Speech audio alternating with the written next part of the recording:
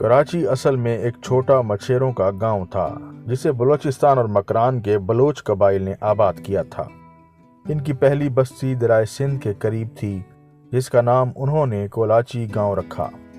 Karachi port کے قریب واقع عبداللہ گھوٹ کے چھوٹے سے جزیرے پر اصل کمیونٹی کے لوگ اب تک آباد ہیں۔ کراچی کا معروف محلہ مائی کولاچی آج بھی اس شہر کا اصل نام یاد دلاتا ہے۔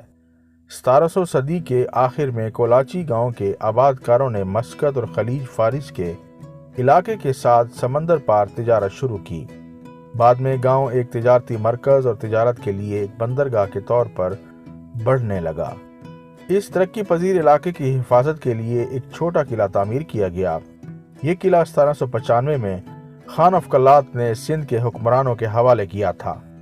انگریزوں نے اس شہر کی اہمیت کو تجارتی چوکی کے طور پر تسلیم کیا، چنانچہ انہوں نے فروری 1843 میں سر چارلس نیپئر کی کمان میں شہر اور صوبہ سندھ پر قبضہ کر لیا اور اس شہر کو برطانوی ہندوستانی سلطنت کے ایک ضلع کے طور پر ضم کر دیا گیا۔ 1846 میں یہ تقریباً 9000 شہریوں کا گھر تھا۔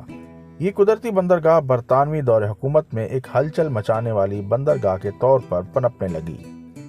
10 ستمبر 1857 کو کراچی میں تعینات 21ویں مقامی انفینٹری نے اپنی پہلی ہندوستانی جنگ آزادی میں انگریزوں کے خلاف بغاوت کی، لیکن انگریزوں نے اس منصوبے کو ناکام بنا دیا۔ انہوں نے بہت جلد شہر پر دوبارہ کنٹرول حاصل کر لیا۔ 1864 میں کراچی اور لندن کے درمیان براہ راست ٹیلی گراف کے ذریعے پہلا ٹیلی گراف پیغام بھیجا گیا۔ 1878 میں شہر کو ایک ریلوے لائن کے ذریعے ہندوستان سے جوڑا گیا اور اس کے نتیجے میں شہر میں فریئر ہال اور امپریس مارکیٹ جیسے عوامی تعمیراتی منصوبے شروع ہوئے۔ پاکستان کے بانی محمد علی جناح 1876 میں اس شہر میں ایک مشہور اسماعیلی خواجہ گھرانے میں پیدا ہوئے۔ بمبئی ڈسٹرکٹ میونسپل ایکٹ 1837 کو 1878 میں سندھ تک بڑھایا گیا اور میونسپلٹی نے جائیداد کے مالکان پر ہاؤس ٹیکس وصول کرنا شروع کیا۔ یہ برصغیر میں ٹیکس جمع کرنے والی پہلی میونسپلٹی ہے۔ 19ویں صدی کے آخر تک یہ شہر تقریباً 1,05,000 لوگوں کا گھر تھا۔ یہ ہندوؤں، مسلم برادریوں، یہودیوں، پارسیوں، ایرانیوں، لبنانیوں اور گوان کے تاجروں کا ایک شہر تھا۔ 1900 میں سڑکوں کی بھیڑ کی وجہ سے اس ہلچل والے شہر میں ہندوستان کا پہلا ٹرام وے سسٹم بنایا گیا تھا۔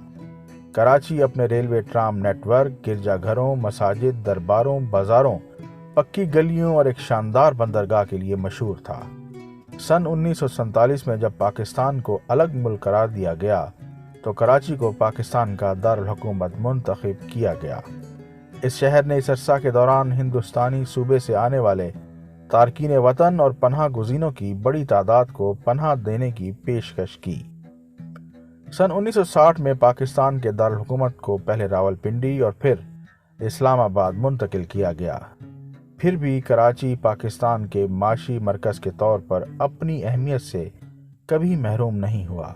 اس طرح کی مزید دلچسپ تاریخی معلوماتی ویڈیوز دیکھنے کے لیے ہمارے چینل کو سبسکرائب کریں۔ شکریہ۔